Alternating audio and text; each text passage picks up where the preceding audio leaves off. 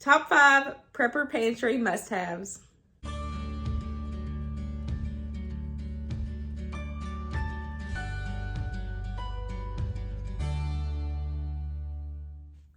Hey guys, welcome back to my channel, or welcome if you are new. Today's video is super fun. We are going to be talking about my prepper pantry must-haves, but today's video is extra special because it is a collaboration. So you're not just going to get my must-haves, you're going to get must-haves from 2 other people. So there will be a playlist linked down below, so you make sure you check out the other 2 ladies that are joining in. We have got What's Up Family Home and Bransky Pants. So I will have both of their channels and the playlist linked down below, so make sure you check out their content. If you have never heard of them, check out they have a really amazing prepper pantries. So go check them out and see what their must-haves are. So for me, I'm probably gonna do this a little different, which honestly, prepper pantry, everybody's prepper pantry looks different. It's your prepper pantry, you're stocking, you're building your food security, you're having that emergency food storage for your family. So that's one of the things I liked about this collaboration, is because I'm curious to see what everybody's must-haves are, just within like the 3 of us sharing our must-haves. So I have got my top 5 here. I've got them written down, so if you see me looking down, it's because I'm looking at my notes, so ignore that. But my number 1 across the board must-have is shop and stock the food that your family eats. I've talked about this in several of my prepper pantry videos. I will have my prepper pantry video playlist linked down below for you guys. Stocking food that your family eats is so, so important. You don't want to go out and buy something that, one, your family's never even touched before, and have it stocked and put back if your family's not going to eat it. One, it's going to waste your money because it's just going to sit on the shelves and you're not going to use it. And 2, you're not doing the purpose of a prepper pantry, stocking and having food put back for your family to fill their bellies and, you know, have it for emergencies. Because if you're not going to use it, then don't buy it. So that's probably my number 1 across the board, which, like I said, I'm going to probably do this one. Oh, I'm probably going to do this one a little bit different than the other ladies, but this is kind of just what I thought of when I thought of must-haves to share with you guys, because like I said, everybody's prepper pantry is going to look different. So that's my number 1 across the board, is stock and have food that your family is going to eat, regardless if it's you know, certain cereals or canned goods or whatever. If your family is going to eat it, stock it and have it put back for your family. That's super, super important. Number 2, this one is more on the like emergency side of my prepper pantry. If you are new here, I have a working prepper pantry, so I use it throughout the week, throughout the month, whatever the case is. If we need to do like low spend or you know, budget week or month or whatever, then I'm able to pull from it and use it, and I replenish and restock as needed. But also, I also stock emergency foods. And so my number 2 would be, for me, I feel like it's really important to have single serving items. This is really important to have for if you need to hit the road quick. If there's an emergency and you need to like fill a book bag, then you have like the packages of tuna. You've got packages of like the little packages of veiny sausages. You've got like ready rice, ready pasta, like packages of small things that you can put in a book bag or a tote and head the crap out if something happens crazy.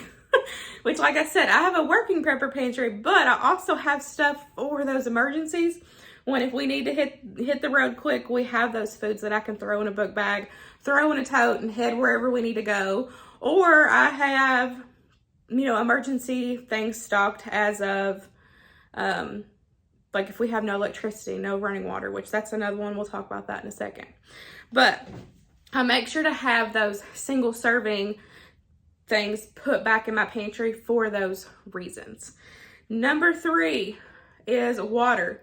One thing is you can never have enough water stocked. And I'm gonna go ahead and tell you right now, we don't have enough water stocked. If there was a serious emergency, we do not have enough water stocked. But bottled water is hard to find, for us anyways. It's like coming and going, and I try to get one a week, but you know, we rotate through and everything. So when I show you the clip of my water, I know I'm going to get comments about, you don't have enough water. I know I don't have enough water stocked, but at least I have some. Some is better than none at all, right? So it's good to have 1 gallon per person per day, up to 2 weeks of water. Per person per day. 1 gallon of water per person per day. So I already can tell you, I know I don't have enough, but I have some. So some is better than nothing at all, in my opinion. And it's good to have, you need to have water stored, for hydration, of course. You can't live without water, so make sure you have enough for hydration. But you also need to have water put back for cooking. If you have no running water, you need to have water put back for cooking and sanitation. Brush your teeth, give yourself a little bird bath, you know, all the things in an emergency. So like I said, I know I don't have enough stocked, but we do have some stocked, so that's fine. And like I said, this is a working prepper pantry for me, so I restock and replenish, and we have used some, and I just haven't had the chance to restock it yet. So number 4 is emergency foods. I do have a lot of emergency foods stocked. For us, it's a lot of proteins, canned proteins. There's canned chicken. There is canned roast beef, veiny sausages, Spam. They have ready cooked bacon that's shelf stable until it's opened. Have all of those, like that, canned proteins options. Also beans is a good protein option. So for emergency foods, I've got water. I have got canned proteins. I have got canned souped ready meals, which I've talked about that. That's good for grab and go, you know, hit the road. I also have dry milk in case we have no electricity and our milk spoils. You know, I have dry milk. I have got cartons of almond milk that I can, you know, use for Winston and myself. I just picked up some single serving ones that I'm super excited about. And we've got Gatorade over here, like powdered Gatorade if we need like electrolytes to, you know, for ourselves. And like, so for me, that's more of the emergency side. I personally, right now, as I'm making this video, I'm working on stocking like long term. For me, a working prepper pantry has always just been more like short term, and me restocking and replenishing it as I, you know, use it. But one of my goals for this year was to work on getting more long-term pantry items that have a longer shelf life, like long time, like, you know, 5, 10, 25 years. So that is something that I'm working on, but it does cost a lot of money to get those, you know, dehydrated foods and shelf stable foods that last that long. So that's something that I'm working on. But like I said, something's better than nothing. So for us to have the emergency foods that I have now is really good. And then as we use them, you know, I just replenish them. But emergency foods is like the dry milk, flour, rice, beans. Your rice and beans is going to last a long time. I have like stuff that I can make, like homemade bread, homemade doughs. Like, you know, I keep that stuff stocked. So, you know, in case, like I said, if we don't have any fridge and I need to cook from scratch, I have those options available to me. So I can just cook, you know, out of my prepper pantry and make full meals just out of my prepper pantry. So that's definitely something, like I said, is a must-have for us in case of an emergency situation. And then number 5, this one is probably different than what most people think, but guilty pleasures, especially for emergencies. If you are in an emergency situation, especially with kiddos, I feel like having kiddos is going to make a huge difference in this. Having those guilty pleasures that your kiddos like is going to really help you get through an emergency situation. Even if it's gummies, if it's chewy bars, if it's a certain cereal that they like, if it's like Cheez-Its, Goldfish, like anything that your kids really like, if you are, like I said, if you have to pack up and head out, have those options so it's not as stressful for them.